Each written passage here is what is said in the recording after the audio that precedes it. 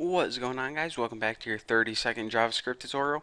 And in this tutorial, I'm going to be talking about the last array methods. Now, there are a couple more that I didn't cover, but these are the most basic ones, most well-known, and also the ones that you're going to be working with the most often. So, if you want to learn all of them, then, I don't know, go on like the website for JavaScript arrays or something. But for now, I think this is all I need to cover. So, in this tutorial, I'm going to be teaching you about the reverse, push, and sort methods. So before we get into that, we actually need an array. And I'm going to make an array of body parts. So I'm just going to name it BP because, way too lazy to type out body parts.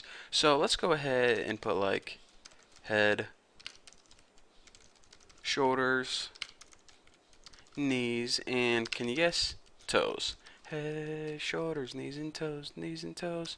Anyways, so the first thing I'm going to be teaching about is called the reverse method. And what this does is you take your array and you reverse it. It doesn't take any parameters because you're just reversing it.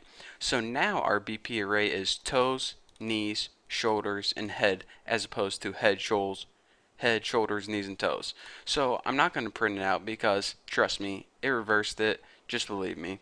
So aside from that, the next method I want to show you guys is something called the push method. Now, the push method is kind of the opposite of pop. You know how pop took the last element and removed it from the end of your array? What the push method does is it adds element onto the end of your array. So you can either add one element or multiple elements. So for example, if you wanted to add one element on the end of your array, you would push one element on, like tongue, and this would add tongue to the end of your array. If you wanted to add another one, you can either call this method again, or you can just separate it with a parameter and add another body part to the end of your array. So what this would do is add these elements onto the end of your array. Simple enough. So the last method I want to talk to you guys about that I'm going to introduce is called the sort method.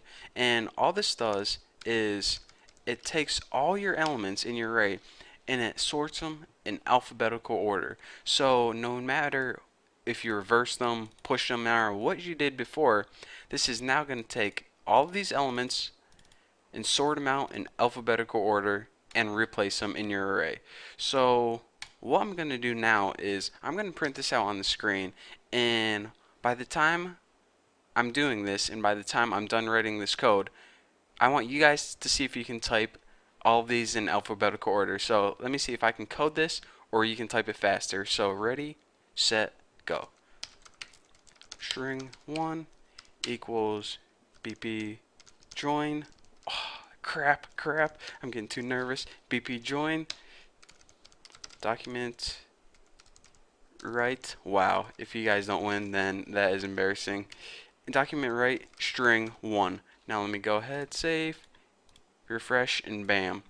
So I'm guessing that since I was incredibly slow, I think I took like 20 seconds, that is what you guys should have guessed. So if you can sort this manually faster than I can, then that's embarrassing. If I didn't have like 8,000 typos, then maybe I'd stand a chance. But anyways, now that I just raced you guys, let me explain what I just did. What I did is I joined them, and remember what this method does. It takes your array and it converts it to a string separated by a comma, and it stored that in the variable string1. And then all I did is I wrote string1 on the screen.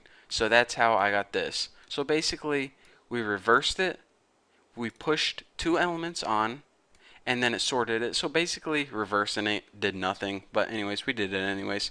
So we basically added two elements into this array and we sorted it alphabetically, and as you can see, now this array is in alphabetical order: H, K, L, S, T, T. So that's alphabetical order. There you go. So that's all I have for you guys for different array methods. Like I said, there are more array methods, but I'm not going to be talking about all of them with you guys. So that's all I have for you guys for this tutorial. And next tutorial, we're probably going to be talking more about arrays, but I promise we're done with array methods for now. So thank you guys for watching. Don't forget to subscribe, and I'll see you in the next video.